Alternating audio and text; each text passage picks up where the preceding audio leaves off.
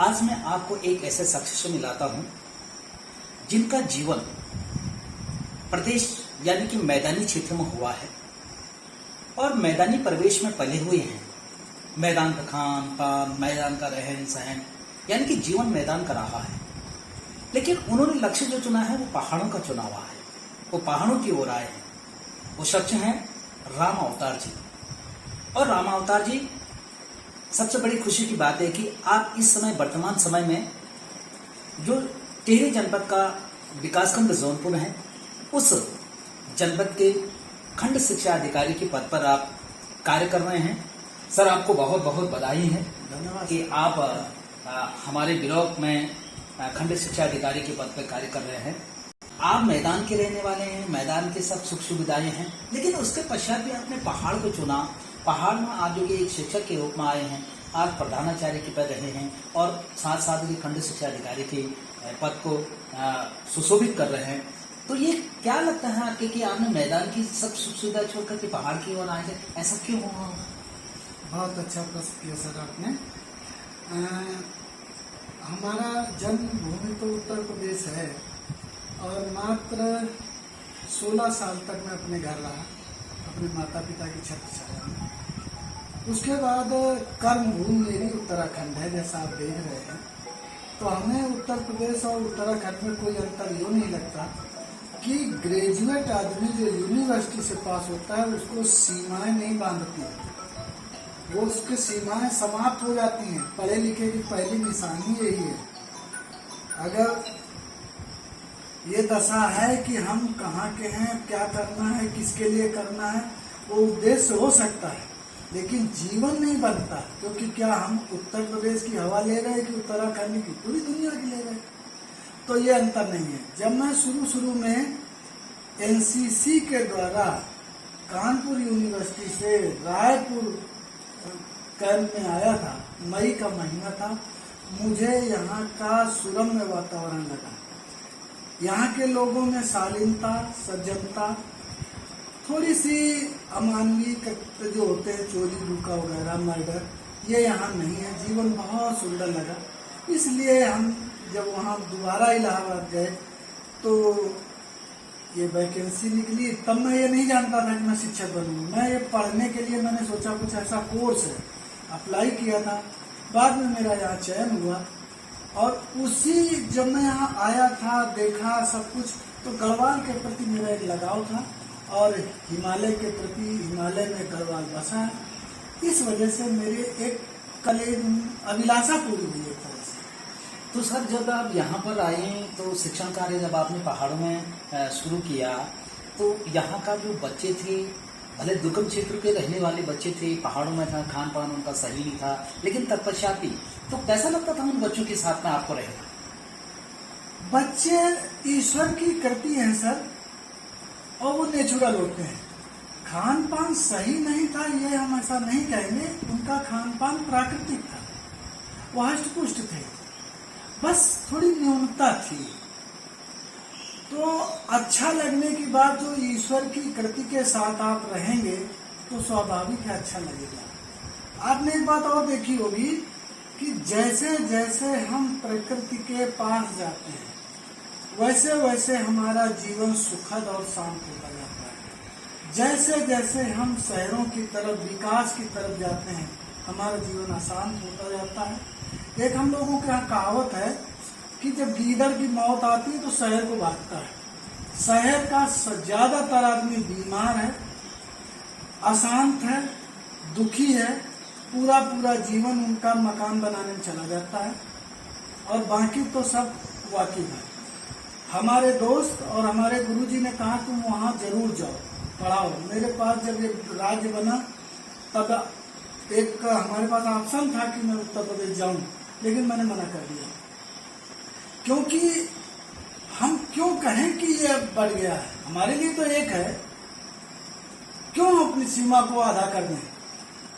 तो हम यहाँ पर कोई अंतर नहीं मानते सर। हम शिक्षक हैं, बच्चे में ये पहाड़ के बच्चे छोड़ो, अंग्रेजों के बच्चे हों, हमें उससे क्या लेना देना। बच्चा मेरे लिए बच्चा है और उसमें हम जितना गुणात्मक विकास कर पाएंगे वो कोशिश करता हूँ। मेरे गुरुजी ने कहा था, मैं सिविल एस्पिरेंट था, तो वो चाहते थे, मेरी इच्छा थी कि सिविल में चला जाऊं। तो सर यही कहते थे कि बेटा बड़े सौभाग्यशाली हो, तुम्हारे जीवन में सुख बधा है, शिक्षक से ज्यादा सुखी कोई नहीं है, और उन बच्चों का सौभाग्य है जिनको तुम पढ़ाओगे, इसलिए तुम्हारा सिविल में न हो, यह मेरी कामना है। तो फिर मैंने आप समय खत्म करके इत्मीनान से रहता हूँ, मेरे मन में कतई मलाल नहीं है। बिल्कुल सर, बिल्कुल। आप देख रहे हैं कि आप अभी वर्तमान समय में दौंग टेक्निकल कॉलेज में प्रधानाचार्य के पद पर भी कार्य कर रहे हैं, और जिस तरीके से, जबकि लोग आज देखने को हमको ये मिल रहा है, लोग पहाड़ों को छोड़ के मैदानों की ओर जा रहे हैं। पहाड़ से देहरादून के लोग आ गए हैं, देहरादून वाला दिल्ली जा रहा, मुंबई जा रहा, मुंबई वाले, दिल्ली वाले विदेशों में जाने लगे। लेकिन राम अवतार जी एक ऐसे शख्स हैं जिन्होंने मैदान की सुख सुविधा छोड़ करके पहाड़ी अंचलों में अपना आशियाना बनाया है और दुर्गम क्षेत्रों में कार्य कर रहे हैं। वहां के बच्चों को, वहां के शिक्षकों को एक अपने ज्ञान से सुशोभित करके एक नया दिशा दे रहे हैं। तो सर ये चाहूंगा कि मैं आपको, आपके पास ये ब्लॉक का जो है कि खंड शिक्षा अधिकारी का, उपखंड शिक्षा अधिकारी का, सभी का चार्ज आपके पास है। तो यहाँ के जो शिक्षकों की समस्याएं के साथ साथ जो शिक्षकों को नया दिशा देने का आपका काम कर रहा है, तो कैसा अनुभव होता है आपको यहाँ पर? सर ये वास्तव में चिंता का विषय है कि पहाड़ पर बहुत ज्ञान प्राप्त हुआ लोगों को, लेकिन आज उसको मानव ने विकृत सा कर लिया है। शिक्षा हमारा उत्तराखंड की रोजगार का माध्यम माना जा रहा है। शिक्षक तो बढ़िया से बढ़िया, अच्छे से अच्छे पढ़े लिखे और केवल किताबी नहीं, ऑब्जर्वेशन में भी होना चाहिए, दुनिया देखे हुए शिक्षक होने चाहिए। परंतु सीमाएं इतनी कम कर दी गई हैं शिक्षक के लिए कि यही होंगे। जैसे मान लीजिए हमारे शिक्षक मित्र साथी हैं, एक सीमित दायरे से चयनित होते हैं और बहुत कम उनको वेतन मिलता है, उन्हें फ्रस्ट्रेशन नहीं होता होगा, कैसे अपना गुणात्मक विकास करें। और आधी जीवन तो उनका इसी में चली गई कि मतलब 10-10, 15-15 साल हो गए उनको, वो कब उनको पूरा वेतन मिलेगा, पूरे शिक्षक बनेंगे। जो आधा अधूरा है तो शिक्षा में क्या योगदान दे पाएगा।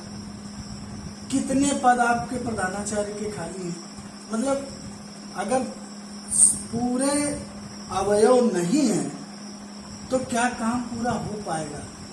जो भी शिक्षक लगे हैं उनको मैं प्रणाम करता हूँ, धन्यवाद देता हूँ कि कोई कर्मचारी, जितने इंटीरियर में शिक्षक हैं और तो कोई नहीं। एक और बात है कि शिक्षक माता पिता सदैव दूसरों के लिए करते हैं। शिक्षा आदमी को आगे बढ़ाती है। अन्य विभाग जैसे मान लीजिए डॉक्टर है, ऑपरेशन करके लेटा देंगे, आप कह देंगे चलना नहीं। पुलिस है, किसी को मारपीट करके बंद कर देंगे। मजिस्ट्रेट है, सजा दे देगा। लेकिन शिक्षक कहता है कि वही बड़े से, जैसे आप एक शिक्षक का दायित्व बहुत बड़ा होता है, तो शिक्षक को एक अलग दायरे में काम करना होता है। हमें निर्माण करना है, विध्वंस नहीं। तो सर पूरी कोशिश करता हूँ कि जो मेरे दायरे की बात है, क्योंकि खंड शिक्षा अधिकारी नियमता काम होता रहे, क्योंकि वो इस रैंक का अधिकारी नहीं है कि आमूलचूल परिवर्तन कर सके।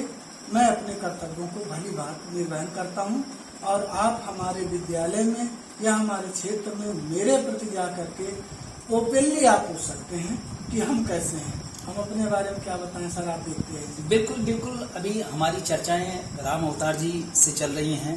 अगर हम बात करते हैं उत्तर प्रदेश की, तो निश्चित तरीके से अयोध्या में राम बसे हुए हैं। ऐसे ही राम हमारे पहाड़ों में एक अवतारित हुए हैं। उनके नाम से ही जैसा लगता है कि राम अवतार, यानी कि साक्षात राम हमारे बीच में हैं, हमारे जौनपुर विकास खंड में हैं, राजकीय इंटर कॉलेज ब्लॉक में हैं। जिस तरीके से पारदर्शी और राम उपकारी रहे हैं, ऐसे ही आप शिक्षा विभाग में कार्य करते रहें, और आपका दिशा निर्देशन यहाँ के शिक्षकों के साथ साथ छात्र छात्रों को मिलेगा। आपको मैं एक चीज़ और अवगत कराना चाहूँगा, राम अवतार जी का आप देखते हैं लिबासा देखिए, आप हमेशा इसी गेटअप में देखेंगे। आपका कुर्ता पैजामा, यानी कि खादी के आप बहुत प्रेमी हैं। साथ में जो है कि आप पगड़ी बांध के रहते हैं, चाहे इलेक्शन ड्यूटी हो या अन्य जो भी चीज़ें होती हैं, सरकारी काम काजों में जो भी आदेश हैं, आप हमेशा अगर देखेंगे इसी एक लुक में देखेंगे तो ये भी एक जुनून होता है लोगों को एक नया दिशा करने का, जहां इस समाज में लोग पुरानी परंपराओं को खत्म करते हुए जा रहे हैं, अंग्रेजियों के पहनावा पहन रहे हैं। वहीं राम अवतार जी एक शिक्षा ये भी देते हैं कि आज भी जो है कि हमारा पहनावा जो है कि हमारे आने वाले इससे प्रेरणा ले और इसकी सीख ले, ताकि हमारे पूर्वजों की जो पहनावा है, वेशभूषा है, वो हमारे आने वाली पीढ़ी सीखे।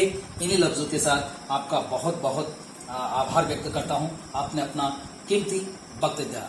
तो साथियों, आप जरूर इस वीडियो को अधिक से अधिक शेयर कीजिएगा और ऐसे शख्स से जरूर मिलिएगा जिन्होंने जो कि समाज में और मैदानी क्षेत्र को छोड़ करके पर्वतीय अंचलों में आए हुए हैं। इन्हीं शब्दों के साथ आपका पर्यावरणविद वृक्ष मित्र डॉक्टर त्रिलोक जसवाल।